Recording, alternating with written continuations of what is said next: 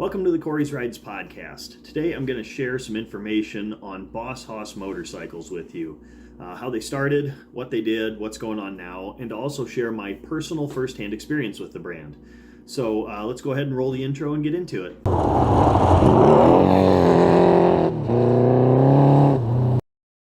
There isn't a lot of information out there on Boss Hoss motorcycles, so this won't really follow my normal podcast style that I've been kind of honing in on, but let's just get into it.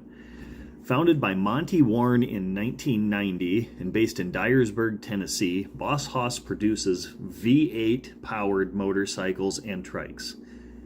Yes, really, big Chevrolet V8 motors stuffed into a motorcycle. Or more accurately, motorcycles built around a big Chevy V8. Right now, Boss Hoss makes 4 different motorcycle models.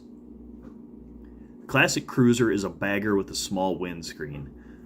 It's available with 3 different engines, a 445 horsepower LS3, a 307 cubic inch or 6200 cc engine. You can also get it with a 383 stroker, which makes 430 horsepower, and you can get it with a 454 small block, making 563 horsepower and 545 foot-pounds of torque. For you metric guys, that's a 7,439 cc engine.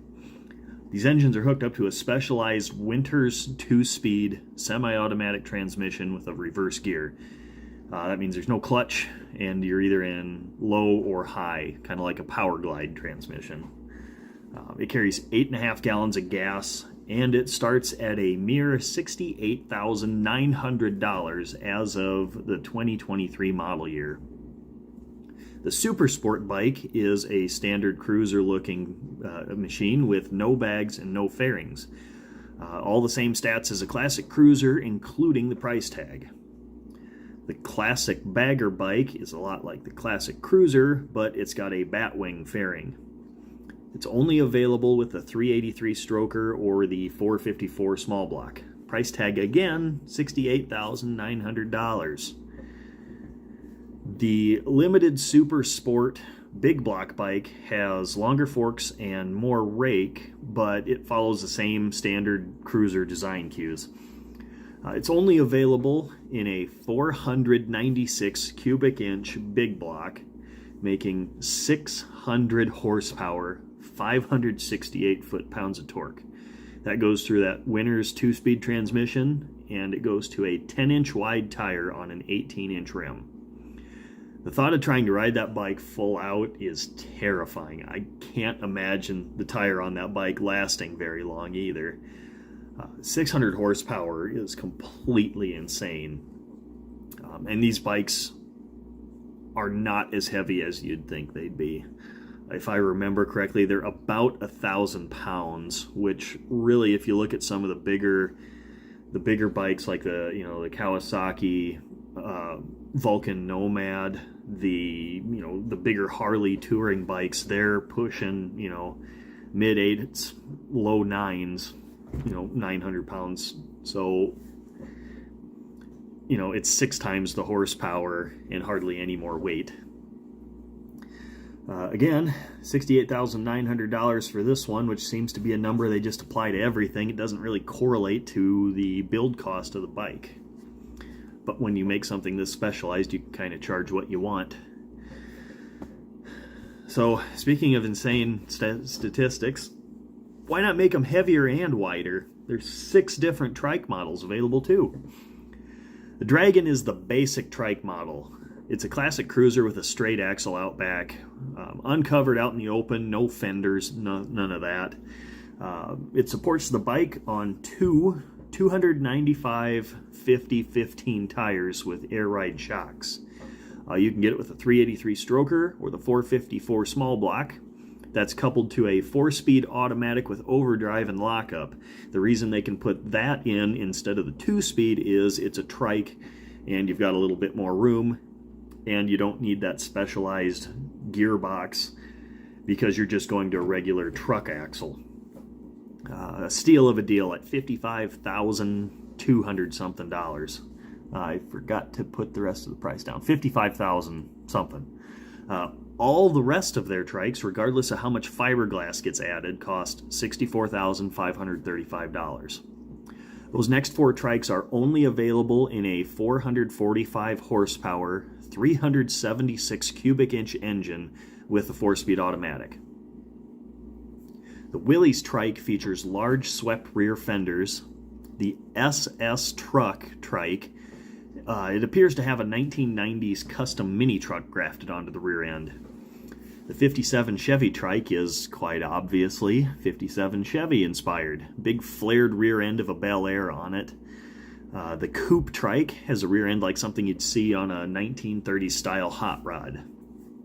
The Gangsta, not gangster, Gangsta trike, comes with 3 engine options, but the same 4-speed as all the others. You can get a Chevrolet LS3, 383, or the 454. Big flared fenders out back and a batwing fairing up front. If you can get a part in chrome, they likely installed it for you. So that's what's available today, but I did do some digging about past versions, including the one that I rode, and there are some different build sheets out there. The older Boss Hoss bikes came with a 502, a 496, or a 350 cubic inch Chevy engine in them. I can't find any recent sales figures for Boss Hoss, but as of 2006, they claim around 4,000 units sold. For sure a low volume manufacturer, but they are incredibly specialized. So hopefully you learned a little bit about them. You know, not a lot of people know that there's this niche V8 motorcycle maker out there. So now I'll fill you in on what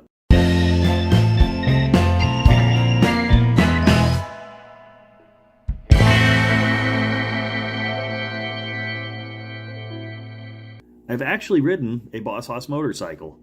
It was about 15 years ago. They had a test ride event at the local auto parts store back in Iowa. I showed up on my 1982 Yamaha Seika, signed some papers, gave them my ID to copy, and they said, okay, pick a bike. I got in line on the first one that was available. You know, I believe they said it weighed 1,100 pounds. It had a 350 cubic inch Chevy in it. And I think it was called the Classic Cruiser at the time, but, you know, I wasn't doing YouTube back then. I didn't write it down. I don't remember for sure. But I know it was heavy at a standstill, and it had a 350 Chevy in it. Eventually, they get the leader for the group ride on a bike, and we take basically a parade lap through town, you know, 25 to 30 miles an hour. They can't let all these yahoos with a motorcycle endorsement on their license get on these bikes and just, you know, go ripping on them. There was a small stretch in town where we got to ride them 45 miles an hour, and I let the bikes ahead of me get a little bit of space, and I gave it about half throttle. It went from like 30 to 70 in the time it took me to twist the throttle and look down. The torque that those bikes provide is crazy. And you'd think, basically riding on a V8, like sitting right on top of it, riding down the road, you'd think it'd shake and vibrate, but it's actually incredibly smooth. You know, with the 2-speed, you know, just big lumps of torque, away you go. I kind of equate it to riding a Goldwing, really, because they're heavy when you're not moving very fast, but as soon as you get up and moving, they're reasonably easy to maneuver and smooth. And you know, it's such a weird thing having that giant engine with all that heat coming off of it in front of you. But I'm sure if you owned one and rode it a lot, you could maybe get used to it, but when you ride one of these, you're just consumed by the experience. Like, holy crap, I'm basically, you know, they strap 2 wheels to a V8 and I'm driving it down the road. It's an incredible, very odd experience. So the bike is crazy, the price tag is crazy, so it's definitely a toy that most people can't afford. I have no idea how many people ride them or if there's very many bikes with real miles on them, so I don't really know how reliable they are, But those V8s have been around forever, and they're not stressed at all moving a bike around. I did see there was one on Facebook Marketplace, an older model with the 350 Chevy in it, had 19,000 miles on it. The guy didn't claim that it had any issues, but still going for $20,000.